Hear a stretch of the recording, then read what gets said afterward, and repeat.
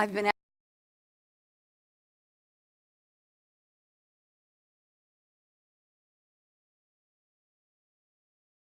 asked to introduce the next session on data expeditions, mining data for effective decision-making.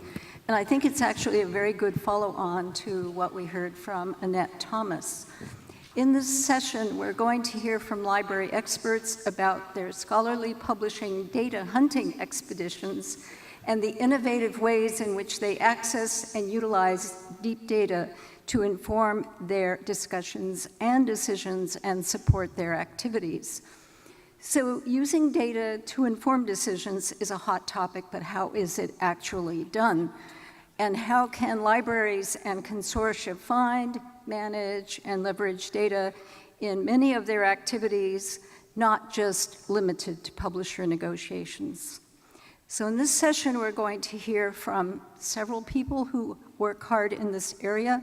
Ivy Anderson from the California Digital Library, talking about analysis that they do, not just for negotiating, but for journal reviews and for publication analysis purposes as they transform from subscription to publishing support. Gwen Evans, the executive director of Ohiolink, is going to present case studies on how Ohiolink used data to change their perspective on issues and find new ways to address them. The convener of this panel is Ann Michael, who's CEO of DeltaThink, and she's going to introduce foundational tenets of using data to inform decisions, and she's going to moderate questions with the group.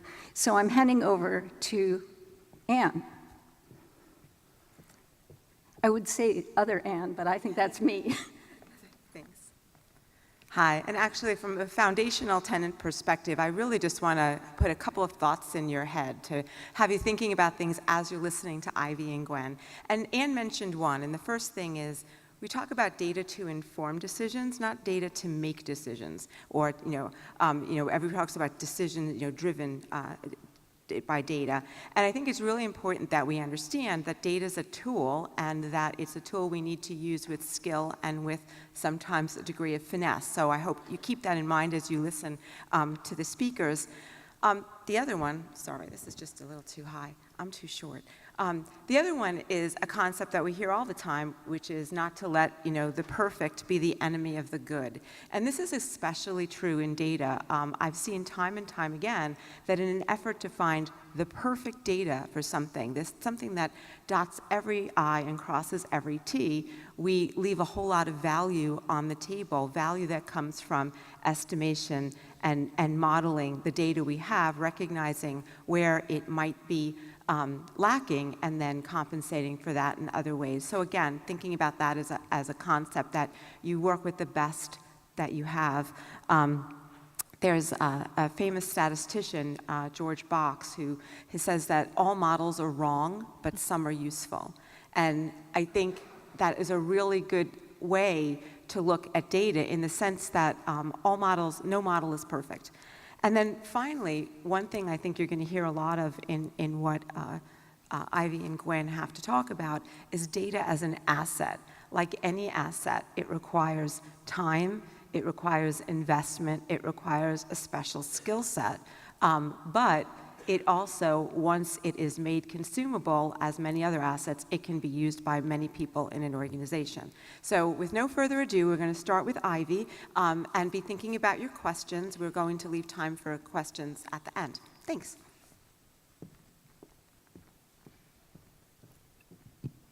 Thank you, Ann. Can folks hear me? Okay, great, thank you.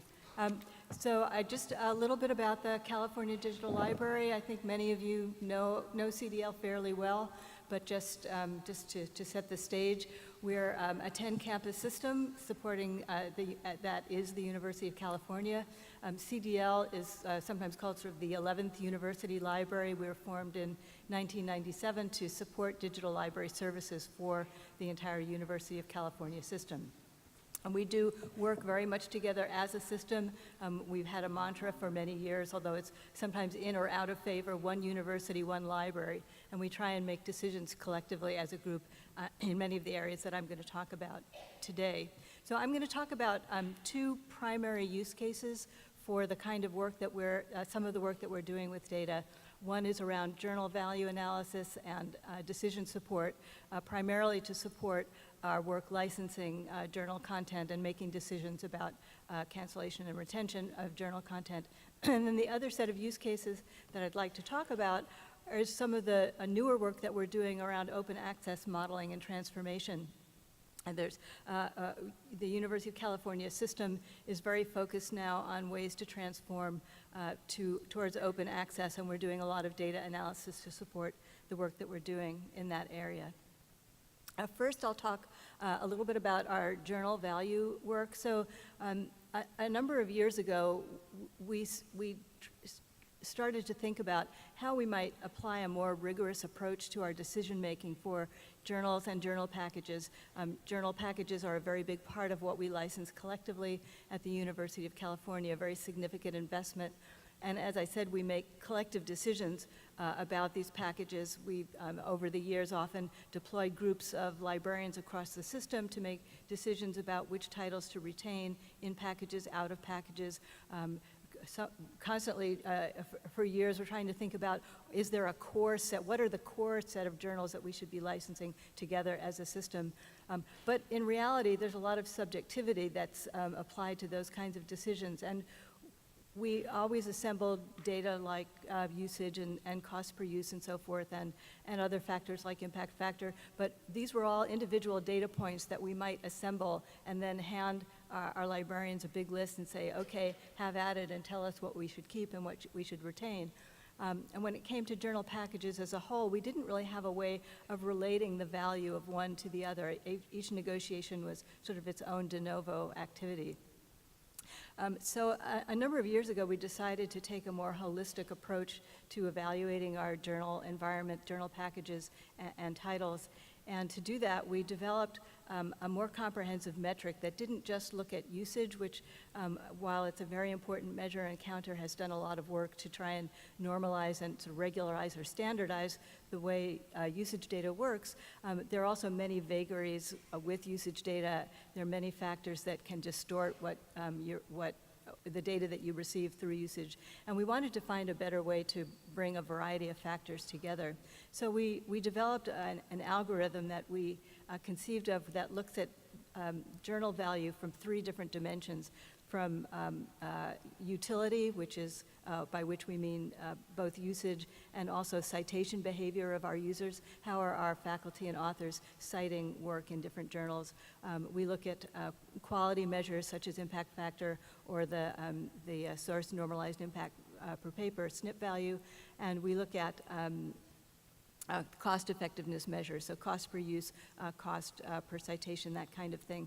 And we roll that data, we apply that to every journal in our package. We look at journals across subject disciplines, so across a range of, 160 or so subject disciplines, we basically rank every journal according to an algorithmic model that we had developed to try and develop a broader picture of our journal value. So what that leads to is slides like or graphics like the one that you're seeing here, which is a depiction that shows for every journal package that we license, how does the value roll up within that package according to the journals that are within that package. And then we have a scale of value from high to low in terms of these various quality measures. And this helps us decide what journal packages should we look at for value improvement, for potential cancellation decisions, which are the ones that are providing really strong value, and we shouldn't try and relook at them from a financial or licensing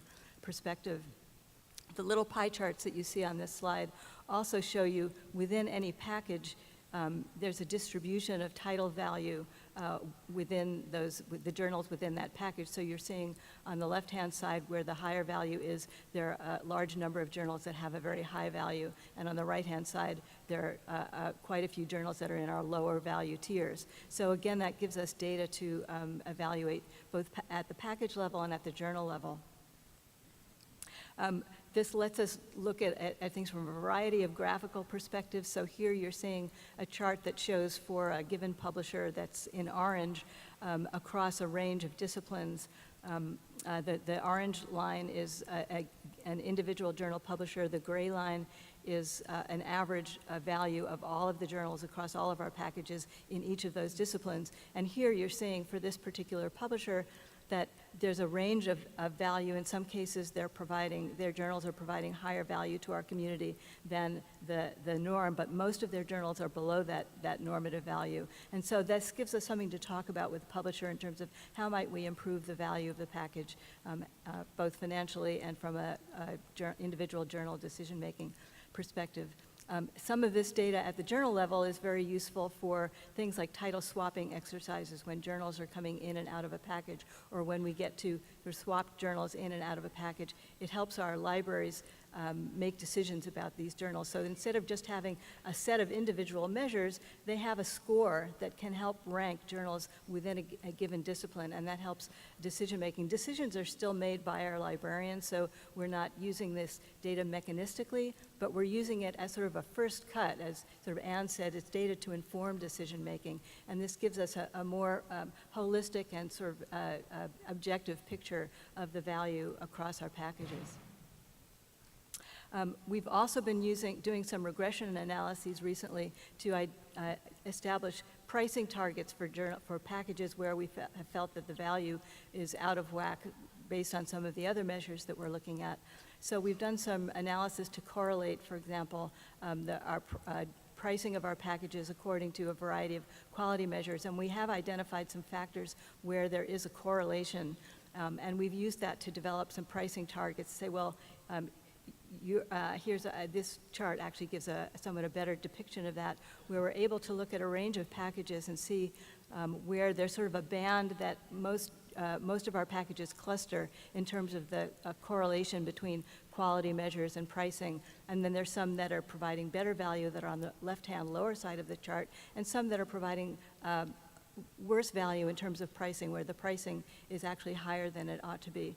And we've been able to talk with publishers about how to bring the pricing more in line with what we might see as a better correlation of value measures to pricing. So having said all that, I also want to say to the publishers that are in the room here today, thank you, those of you who have worked with us in some of these areas, because we have worked with a number of you on trying to improve value and in many cases find ways to retain journals in our licenses, and it's been very helpful to have those discussions. I want to move to our OA transformation activities, which is some of the area that we're really excited about these days. I don't know how well you can read the text on the slide because I can't actually see it myself from here.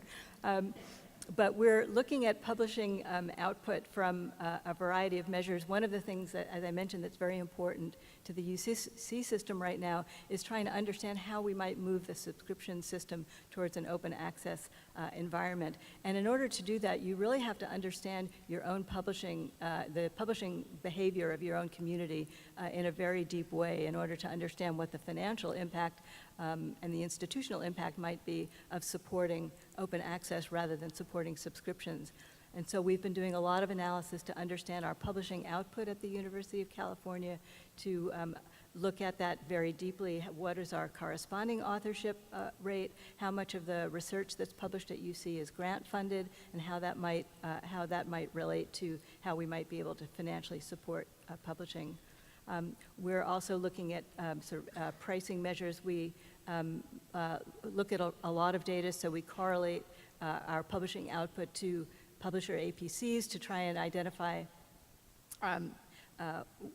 for those articles that we know are already being published open access, to try and figure out what we're spending on top of our subscription licenses. So this is also another hard problem that libraries have, is we often don't know what our institutions are spending outside of our libraries for open access. And we've been able to do some correlations that help us figure that out by mapping our publishing output to unpaywall data, which can tell us what articles are openly published as gold open access, and then mapping that back to publisher APCs. And so we've been doing some estimating through that mechanism of what are we spending on top of our licenses that is also contributing to our financial outlay. So I won't spend a lot of time on this, but it's one of the newer areas that we're working in, and we're really doing some interesting work here. So this is just a picture of how our own University of California publishing output is distributed across a range of publishers. 80% of our publication output is just with 25 publishers, so that gives us a good sense of where we need to target if we're trying to target transformation. The data that we're pulling together is something that we pull together into a modeling tool, and I'm assuming you can't read this very well, or if you can, you probably wouldn't understand what it means because it's very hard to explain on a single slide. But this is just a little slice to give you an idea of how we're trying to bring data to bear to do some scenario modeling. So we bring a lot of data to bear about our publication output, the cost of APCs for various journals, the level of grant funding that's supporting our institution, and we have a lot of input boxes where we can model various scenarios for various levels of APC discount, of grant-funded support, and so on and so forth. And this is helping us model what a flipped world might look like from again, from a financial and support perspective. This is a tool that we're building. Every time we do this work, we sort of improve it a little bit more. And we're very interested in trying to help the broader community to develop this kind of analysis as well. So we've been talking with a number of other institutions and libraries about how we might transfer the knowledge that we're doing and the information that we're deploying to create this kind of modeling tool and make this a more generalizable tool for the community. So again, this is an area that we're very interested in right now, and be happy to talk with folks about it. So that's pretty much it for me. Well, thanks, Ivy. Let's move on to Gwen, and then we'll have some time for questions. Good morning. I'm Gwen Evans, the Executive Director of Ohiolink, and I'm here to talk about viewing data differently, and I'll present two very different data problems, one highly static and one very dynamic, and how the lens through which you view them makes all the difference. Our organization, again, like Ivy's, is a membership organization. We are a state agency of 90 institutions. That includes all public higher education institutions in Ohio, as well as almost all independent colleges and universities of any size, the State Library of Ohio, and special focus institutions, both large and small. Having such a diverse range of institutions creates a variety of data challenges in itself, as the meaning and meaningfulness of data varies widely across the membership. And I just want to emphasize again, we don't at Ohiolink make the decisions. We help our membership make the collective decisions that work for them. So this is just a brief, partial, it's not brief, it's partial list of our services to give you some idea of the scale. And the two that relate to my examples are we run a print sharing and delivery network with a central union catalog, and we help administer 5 regional high-density storage facilities for low-use print. We negotiate and contract for approximately $30 million annually in shared digital content and do a lot of collection, budget, and financial analysis across our 118 libraries. In our latest initiative addressing textbook affordability, we negotiated statewide pricing agreements with the major commercial textbook publishers. So a huge part of our core competency and value as an organization therefore deals with managing data at scale. Metadata ingest, data normalization, usage analysis, financial and budget information, as well as the very important issue of presentation and visualization of complex data in order to explain what is happening both to subject matter experts and to lay audiences. So my first example is drawn from a very traditional library endeavor, managing print holdings in limited space. So we coordinate 5 regional depositories, which collectively hold over 8.5 million low-use circulating monographic and serial volumes. Each depository stores the materials in a Harvard-style high-density storage facility, 40-foot tall stacks, shelved by size, retrieved manually using a modified forklift. They are full to all intents and purposes. These were never designed to be last copy repositories. They were designed and filled as extensions of each individual depositing library. just cooperatively managed and shared. Thus, there was no attempt to deduplicate on ingest of the materials. A 2013 OCLC research study estimated that of the system-wide print holdings of our depositories, 75% of the titles are duplicated in more than 99 WorldCat libraries. So the budget for operating and maintaining these facilities comes directly from the Ohio Department of Higher Education. With the aging of the facilities, the reduction in demand for print, and the high rate of duplication, the cost per retrieval is increasing at an alarming rate. And make no mistake, in a state agency environment, these sorts of data and cost calculations are absolutely asked for when we justify our budget requests. So our dilemma is how to make the space more valuable instead of presiding over ever-decreasing use at an ever higher cost under the scrutiny of frugally minded state administrators. So the deduplication of Harvard style, it's not really cost-effective to deduplicate, as many experts have pointed out. So the obvious solution is to recoup space to be refilled in a more effective manner. However, removing an item because it is a duplicate leaves a gap in a fixed order. And in order to recoup the space, every weeded item automatically invokes touching many other items, both physically and within the database. So what to do? Instead of focusing on deduplication, which we have been talking about for years, Ohiolink and Ohio University, which runs one of the depositories, decided to redefine the problem using the same data. So we use a change of perspective. What is the minimum set we actually have to touch to recoup space? If the focus is deduplication in the depository monographs, that's more than 4 million items. If the focus is uniqueness, that's a mere 500,000 items. And that changes your risk profile. Because of changes over time, MARC standards, local cataloging policies, lack of controlled vocabulary, especially at the volume level, there's uncertainty in the data set. This messiness in catalog data leads to a false positive identification as unique if you're focusing on uniqueness. But that errs on the side of preservation of the scholarly record to our benefit. At this scale, it's unnecessary to worry about duplicates that are inadvertently kept as unique. A focus on deduplication, on the other hand, requires management of the risk of inadvertently discarding unique items, which is a much more dire risk with much more work and double checking involved for many more items. So Ohiolink and Ohio University, which manages the Southeast Regional Depository, wrote a joint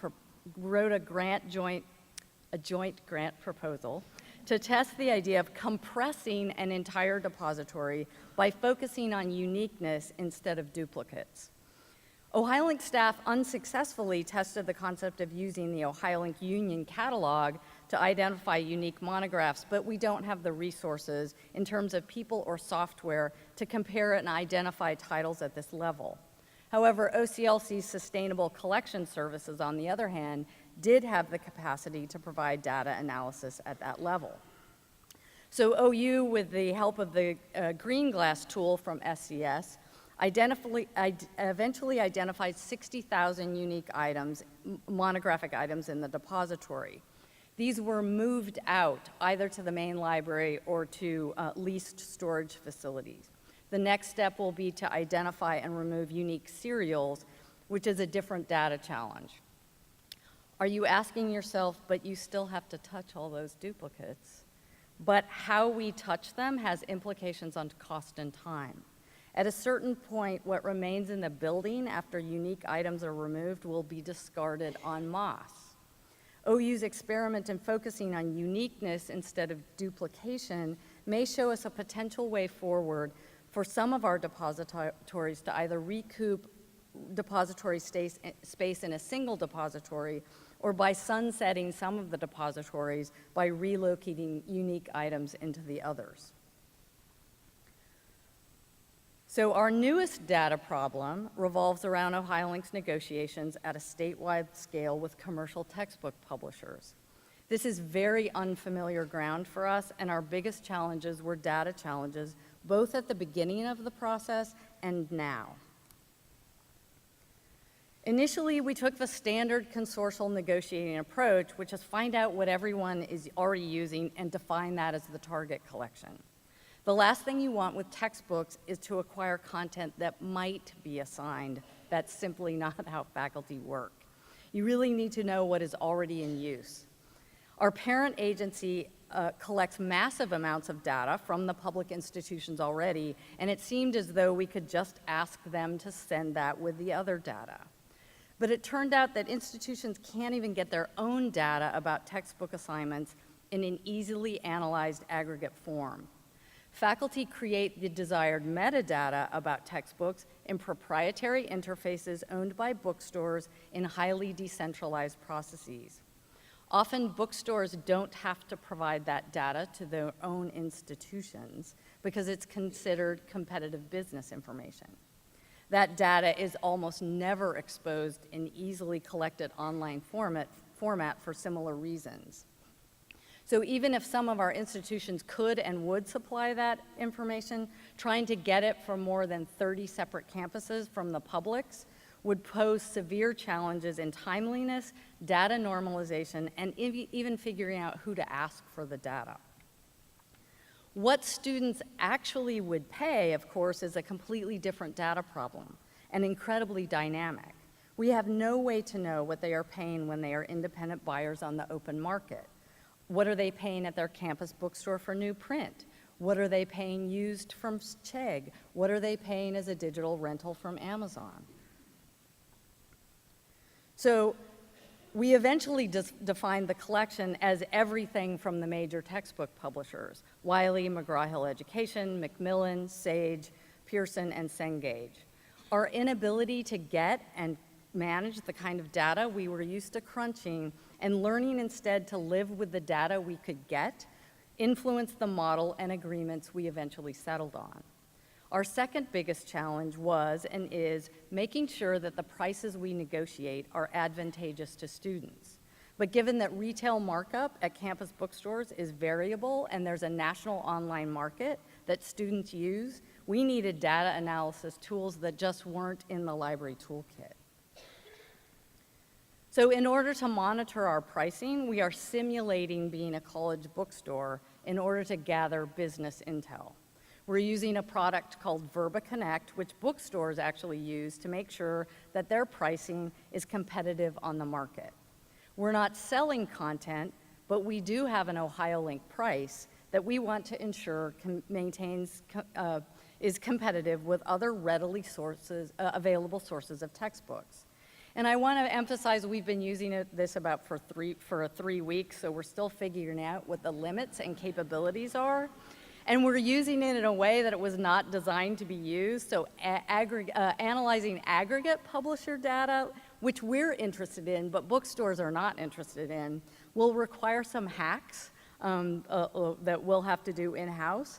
But you can see here that we can check our prices against the major online textbook market prices in a variety of formats. This tree map of our prices versus market prices exposed one of our most dynamic aspects of this data. Cooler, bluer tones, which cluster in the lower right, indicate that the Ohiolink price is beating the online market. Warmer tones, which cluster in the top left, indicate we did not do a very good job of negotiating. When I first saw this tree map, I was like, get me the phone, I have to have some words with the publishers. However, Verba pointed out that right now we're in the middle of the academic semester. And this is the price online in national markets is probably the lowest it will be during the academic cycle.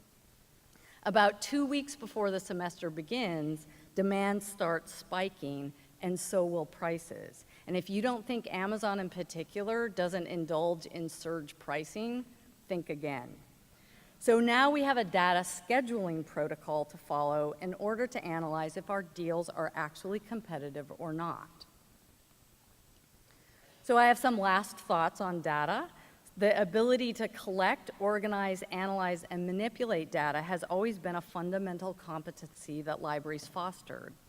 My first example, unique versus duplicate, relies on very familiar kinds of library data, but recasting the target population for action within that data set resulted in a potential solution to what had seemed to be an intractable problem for us.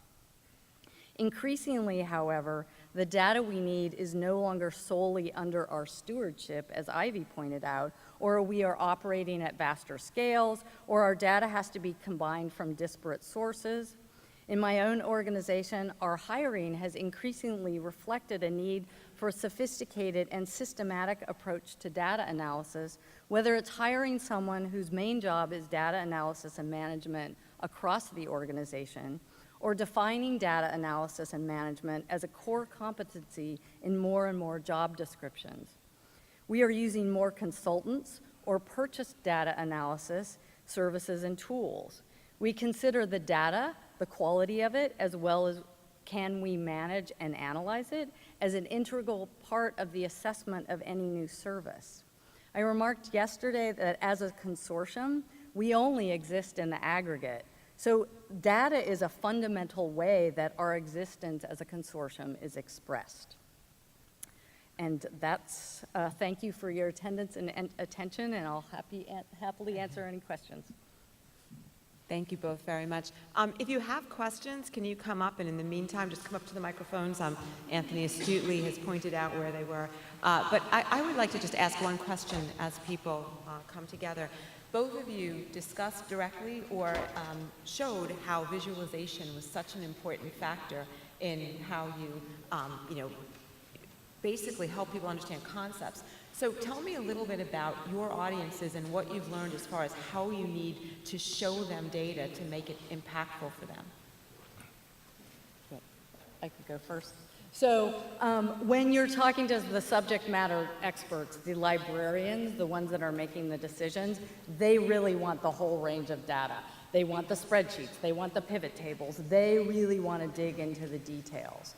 So part of that visualization, or they want to also see the raw data as well as the visualization that sums it up. My particular problem as a state agency is the lay audience, which can be the chancellor's office, it can be legislators, it can be interested taxpayers. So the best piece of advice I ever got about dealing with the legislature was you have to explain it at a third grade level. And it's not because they're stupid. It's because they have that much time to listen to you, and they have to be able to explain however much money they're spending on your services, they have to be able to explain it to a taxpayer in a couple of sentences. So that visualization really matters a lot when trying to encapsulate the very complexity of whatever you're trying to do. I'm so glad you said that the librarians want all the detail. That was my first instinct too, is does our core audience actually want the visualization? Our librarians definitely want to drill into all of the detail and then use that for decision making. But I think for us at CDL, seeing the visualization helps us make recommendations about where we might target. And so it helps to inform some of those discussions at the sort of senior collection development committee level as well as internally. And then we've used a lot of the graphic representations with publishers in our discussions with publishers about where value sits in relation to other things. So the visualizations I think are really important, but librarians do like to actually get their hands on the detail. Bill? Bill Kasdorf and Associates. First of all, great projects. I'm really impressed with what both of you are doing. I have a very obvious question that is also a very dangerous question, which is to what extent are you making this data open? And that is outside your organization. If so, have you thought about the consequences of that? And if you're not making it open, do you find that it gets out anyway? Thanks. I didn't hear the very last part. If we're not making it open, what? Does it get out anyway? I mean, I'm thinking about how interested other organizations would be interested how much they would value what you guys are figuring out within your organizations that may not be applicable to their organizations. I mean, some of the data that we're assembling, or much of it, is, of course, institution-specific. And so those specific data points would be misleading to another organization. But the data, some of the data is not institution-specific. We're assembling impact factor data and case of journal open access, APC data, and so on and so forth.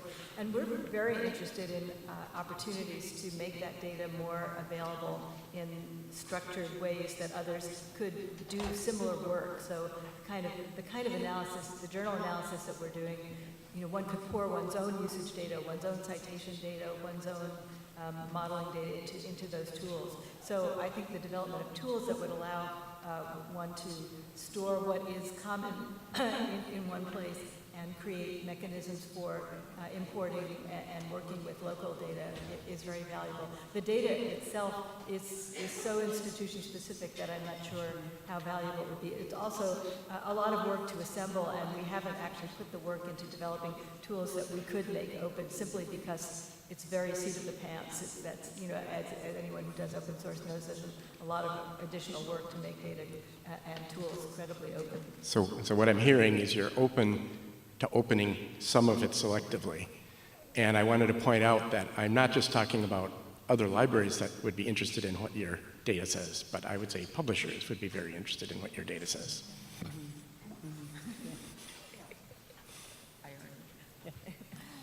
I would say that we sort of struggle with that. I mean, there's certain data that, we're a public agency, and most of the most of our major institutions are public. So, and we're in a sunshine state. We're subject to FOIA requests also. But a lot of people don't know this about public records requests. Is that they always go through a legal review of our own agencies, and if it's considered competitive business intelligence of our own, it doesn't get released. But we do consider that all the time. We want to help our own community, especially the other consortium, and we do sort of struggle is like, how do we know when we're giving away a competitive advantage or not? So I don't have an answer for you, but it is a top of mind for us a lot. Thank you.